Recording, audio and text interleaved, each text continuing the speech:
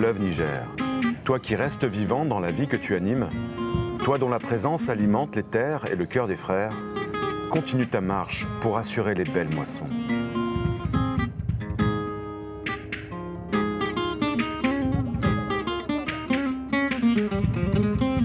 Ces quelques vers de la poétesse malienne Fatoumata Keïta chantent le Niger, ce fleuve majestueux qui traverse la ville de Bamako. Et c'est sur ces rives que je vous propose une balade dans la francophonie de la capitale du Mali, à la rencontre de personnalités étonnantes et engagées.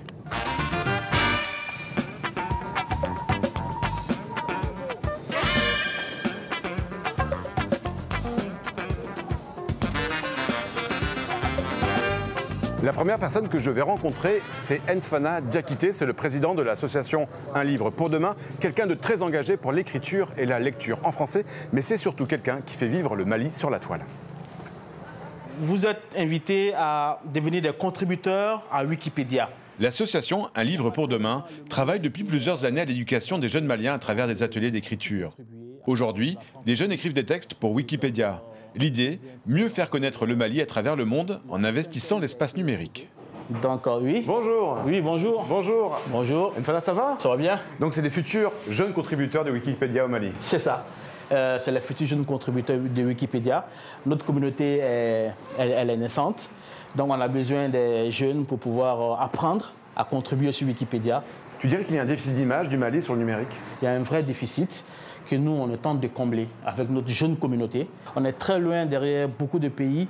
Voilà pourquoi on est vraiment impliqué. Le Mali est un pays merveilleux et il est vraiment important qu'il soit présent sur Wikipédia. C'est important qu'on donne une autre image aussi du Mali. C'est ça. Avec la crise qu'on vit, tout n'est pas que négatif. Les élèves apprennent, ils ont envie d'apprendre. Il est important que ce message soit véhiculé au monde entier pour dire qu'on vit normalement. Écrire sur Wikipédia, est-ce que c'est aussi un moyen de valoriser la langue française ici? Nous sommes fiers d'appartenir à ce grand mouvement francophone. Nous parlons français dans nos administrations, dans la vie quotidienne. C'est un moyen pour nous de parler aux Canadiens, aux Français, aux Congolais, aux Ivoiriens. Voilà. Merci. Merci beaucoup. Pour ton accueil, pour votre accueil. Et puis à bientôt. À bientôt. Salut. Au revoir. J'ai envie de découvrir une autre personnalité francophone dans un domaine totalement différent, le design. Quand on parle de design au Mali, c'est le nom de Tchèque Diallo qui surgit tout de suite. Cet artiste reconnu internationalement a fondé l'association des designers africains. À travers son travail, il fait revivre les matériaux pauvres qu'il trouve au Mali pour en faire avec des artisans locaux, des objets décoratifs et du mobilier qui s'exporte partout dans le monde. Comment ta culture de designer reflète la culture du Mali? J'utilise le savoir-faire malien. Je travaille avec les artisans. Moi, en tant que designer, j'ai simplement infléchi, modifié les objets pour les rendre plus accessibles au plus grand nombre. Le mode de production des objets en Afrique n'est pas si énorme que ça. On achète plus qu'on ne produise. Et aujourd'hui, il serait bon d'inverser cette tendance-là. Donc le design, puis y remédier.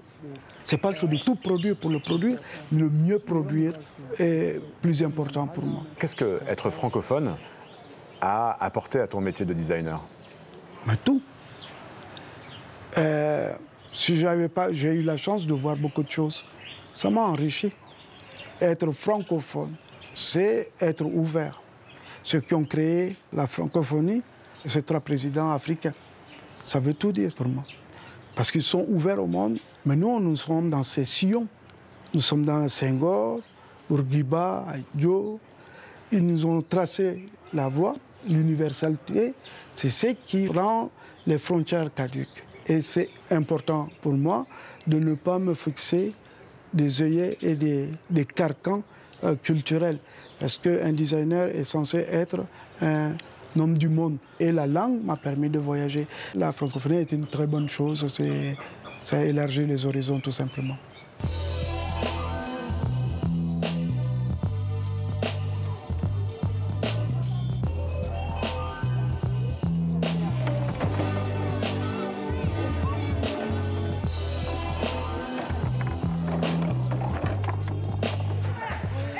Quand on parle de langue française à Bamako, il faut aussi aller un petit peu dans les quartiers. Et je vais vous emmener dans un endroit un petit peu spécial. C'est chez Agoratoire. On va rencontrer deux slammeurs, Aziz et Sacha. Agoratoire est une maison culturelle qui accueille du théâtre, de la danse, mais surtout du slam. C'est aujourd'hui une référence à Bamako pour la formation des jeunes au slam qui participent à de nombreuses compétitions dans le monde francophone. J'ai rendez-vous avec les deux piliers d'Agoratoire, Aziz Sitenka et Sacha la slameuse. Inyana ibadedo, itiana ibadedo, musoya e fembaye, anka muso bonya, muso e bonya fenye. Merveilleuse comme la lune et les étoiles, celle qui nous permet de rêver. Tu es la fierté des hommes, celle qui illumine les âmes. L'Occident s'enivre de son confort en brisant le miroir de sa mémoire. De gloire gît l'espoir de mon continent épars. Bravo Aziz, bravo Sacha. Qu'est-ce que le slam vous permet de faire avec ces jeunes? Le slam nous permet déjà à donner un éveil de conscience à ces jeunes, les montrer dans quelle société ils vivent et qui ils sont, qu'est-ce qu'ils doivent faire pour pouvoir vraiment réussir. Pour moi, l'islam, c'est un moyen de sensibilisation, hein, de conscientisation pour ces jeunes-là. Et aussi un moyen de divertissement. Puisqu'ils partent à l'école le matin, l'après-midi, quand ils n'ont rien à faire, ils viennent ici. C'est pour se divertir et en même temps apprendre des choses nouvelles. Est-ce que c'est un moyen aussi d'avoir un rapport différent avec la langue française? La plupart des slameurs au Mali ici slament en langue française. Tous les slameurs que nous avons l'habitude d'inviter au Mali Agoratoire ont une identité culturelle, une langue nationale, mais nous arrivons à communiquer autour de la langue française et pour vraiment valoriser notre identité culturelle. Donc en un mot, le slam permet de vulgariser la langue française à travers le monde et à travers notre art.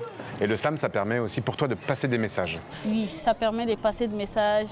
Surtout moi, j'écris plus sur les problèmes qu'ont les femmes. On me traite un peu de féministe et j'en suis fière. La femme, elle est là, marginalisée un peu souvent par la société, battue, souvent même tuée par les conjoints.